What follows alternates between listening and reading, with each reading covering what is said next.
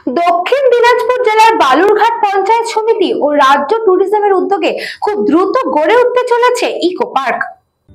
পুরীর খাঁচা মানে আদি নৃসিংহ সুইটসের খাঁচা। স্বর্গদুয়ার থেকে মন্দিরে যাওয়ার রাস্তায় পিপি প্যালেসের বিপরীতে মিলবে খাঁচার খাজানা আদি নৃসিংহ সুইটস। দক্ষিণ দিনাজপুর জেলার বালুরঘাট শহরের উপকণ্ঠ ডাঙ্গি ফরেস্টকে ইকো পার্ক গড়ার জন্য বেছে নেওয়া হয়েছে।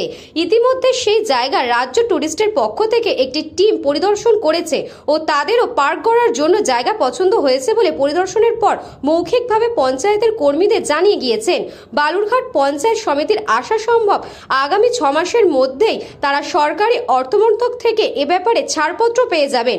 তারপরে সেই অনুসারে পার্ক গড়ার ক্ষেত্রে শুরু হবে কাজ। এদিকে শহরের আদর্শ পরিবেশ বজায় রাখার লক্ষ্যে শহরের একটি ইকো পার্ক গড়ার উদ্যোগের খবর ছড়িয়ে পড়তেই শহরের পরিবেশ প্রেমীদের মধ্যে খুশির হাওয়া। শহরের এরকম এক পরিবেশ প্রেমী নারায়ণ কুণ্ডুর মতে উদ্যোগ ভালো, এতে বয়স্ক নাগরিকরা শুদ্ধ খোলা হাওয়ায় নিজেদের একটু সময় কাটাতে পারবেন। এই যে ইকো পার্ক, সেটা শুধু বিনোদন ছাড়াও এর একটা প্রাকৃতিক গুণ আছে, সেটা হচ্ছে মানুষ ফ্রেশ এয়ার পাবে। সেখানে কিছু লোক একটু সময় কাটানোর জন্য যাবে।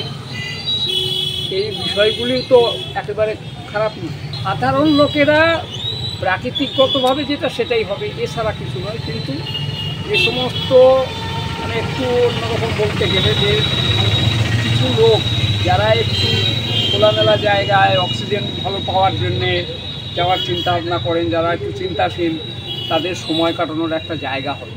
আমাদের ট্যুরিজম ডিপার্টমেন্ট থেকে আমাদের একটা স্কিম পাঠাতে বলেছিল ইকো পার্কের জন্য।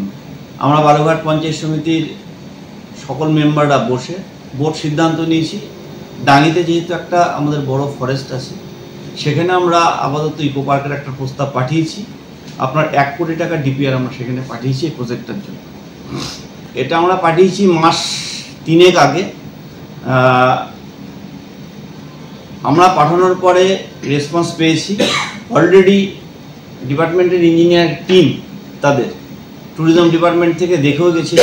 আমি আমার কর্মাধ্যক্ষ সাহেব মিলে তাদেরকে দেখিয়েছি।